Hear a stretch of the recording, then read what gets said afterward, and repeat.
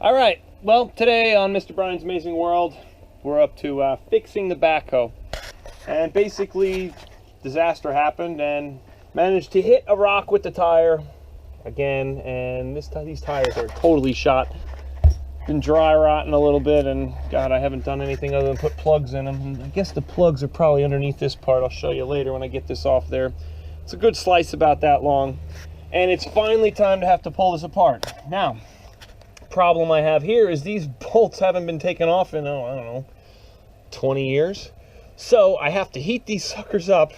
I managed to get 2 of them off, and basically what I'm using is this bad boy. Basically an oxyacetylene torch to heat these up enough to be able to get them off of there. Not easy to do. I'm using a breaker bar and a 4-foot, 5-foot section of pipe. It's a real pain and not fun, not at all. You're not going to get these off by yourself. You need glasses on because this stuff is really bright. Hit that. Want a nice flame. When you do this, you want to turn this one all the way up. Turn the acetylene to what you need and adjust your oxygen based upon where you want your flame. You want to be able to see, you want it to look just like that pretty much. And that's super, super hot right at the tips of those blues. And you just put it on there. I can move that in there. And just work it around a little bit. You can heat it up. You don't want to stay in one spot or it will start to burn the metal. You can see right there that's heating up, and you can see it'll deform the metal a little bit. You want to make sure you don't do that too much or your nuts won't be right. Just keep working it.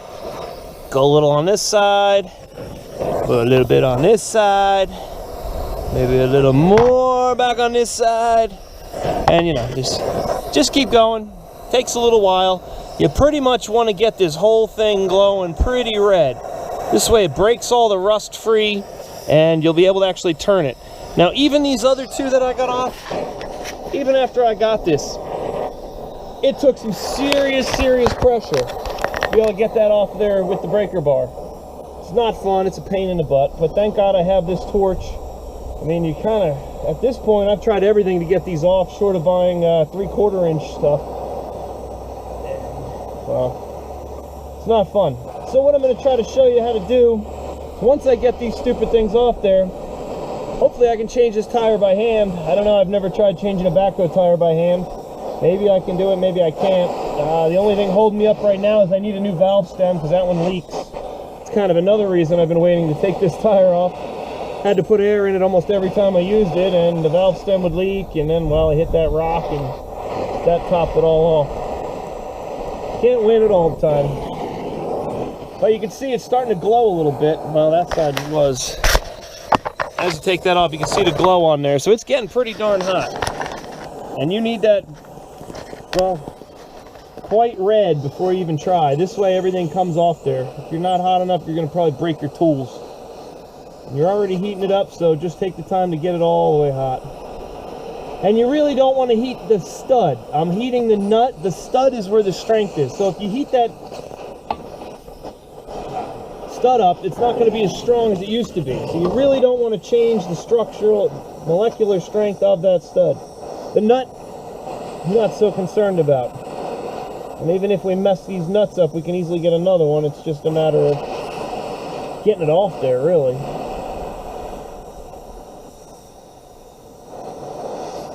It takes a while, a couple minutes. Biggest thing is to get your torch temperature right. Because if your torch isn't right, you're not going to be able to get enough heat, or you're going to burn right through something. You can see those little fingers are grabbing just perfectly, heating that up. This whole thing's glowing pretty red now. There you go, you can see a lot of it. Let's give it a shot and see if that's enough. You can see the heat. Put this on there. I gotta be quick with this. You want to keep as much heat as possible while you're doing this, and your wrench is cooling it down at the same time. It's gonna make a big noise if it goes. There we go. Oh, it sounds like you're breaking your breaker bar, but what it is, you're actually getting that nut off there. Finally, 20 years of having that on, and I'm finally getting them off. What a sound, huh? Well, you want to play with machines, you got to have big tools and figure out how to do this. So right there, I picked up that oxyacetylene torch for I think 250 bucks. God, going on 20 years ago now. This poor old guy, he was 90, he was so devastated to be getting rid of his tools. He was on oxygen, he couldn't use it anymore. Don't blame him, I'm sure one day I'll be in that same position.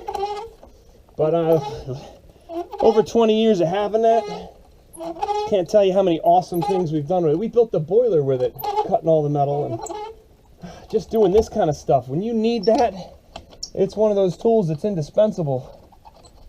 All right, so that's what we're looking at. That's off. One super hot molten nut. Do not touch that for, oh, I don't know, a while. We'll kick them into the pile there. So that's basically what you got to do to get one of those off. I wanted to make sure I didn't heat this up much, because then you'll start cooking the oil that's in here. And okay, I have to paint the rim a little bit. Big deal. I got this off. Thank God.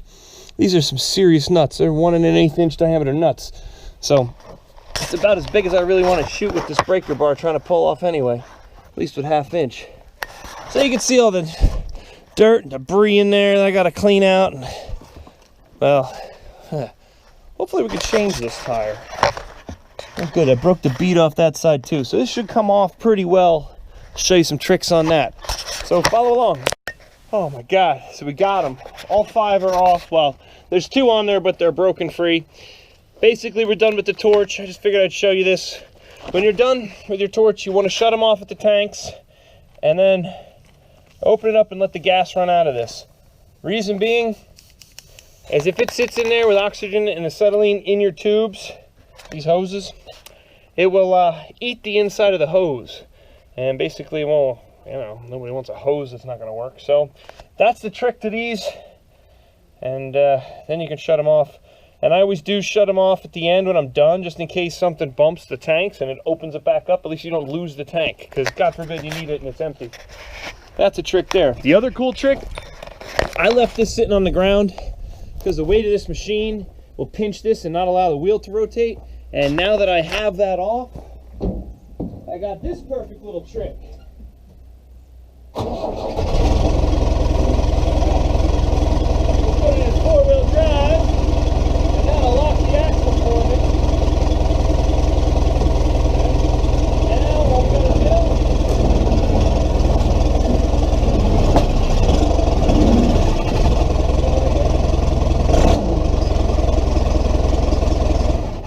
now it should be a piece of cake. Change this tire. Guess that's probably a little higher than I needed it to go. Should have locked that axle. Huh. Ah, you know why? Because the whole thing's in neutral. That's why. I'd have to leave it in gear to set that. Probably gonna have to fire that up and do that.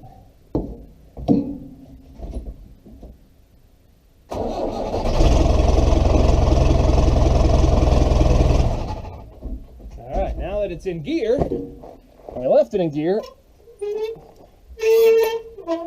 I bet you the other one's turning backwards. That's what it is. Because of the differential, the one wheel's turning forward, the other's turning backwards. No big deal. It's working right now. I'm getting this off. So we'll take it. What a noise. My wife was like, it sounds like a circus out there. Oh, screeching. Hey, I'm just glad to get this off. It's a big deal. I've never had these wheels off, and I've had this backhoe, God, since 2004. 15 years I've had this backhoe, and I'm yet to take the wheels off of it. Lucky me, I do have a whole nother set of tires for this. Resort was throwing them out, and they happen to fit this backhoe. I'm like, absolutely, I'll take them. Here, you can see a hole there, and good God, where's the other one? I can't even see this other one, but it's like this long, full of, right here. It must have blown all the plugs out of it. I had about 6 together. Kind of like what we do with the 4-wheelers. Somebody hit a railroad tie or something with them, and you'd end up putting a whole bunch of plugs in to make it work. And you'd be surprised how big of a hole you can plug.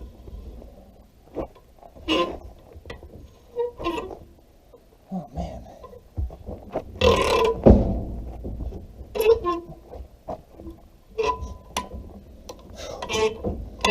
It's coming, I can see it. It's coming. God, this is gonna be a relief. Hopefully it's easy enough to change this. I do have to get a valve stem, oh, I know that. And I mean, the other option is to put tubes in these tires and just run them again. See what the inside looks like. But I think because this sidewall is so dry rotted, we're probably done. And really, if you got a set of tires for free, you kind of can't beat that. There we go. Finally.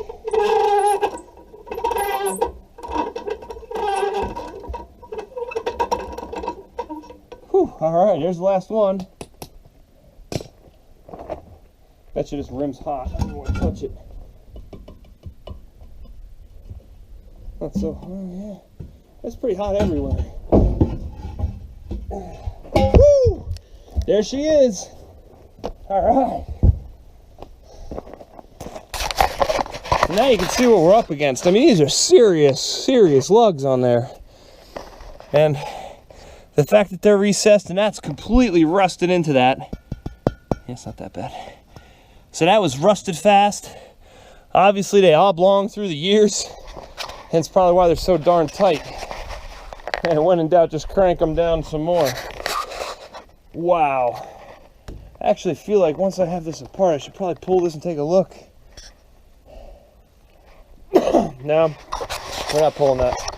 If anything, we'll just check the oil level. There's nothing in there except for gears anyway. It's not like there's brakes in there, and you can see, okay, as that turns real fast, this barely turns.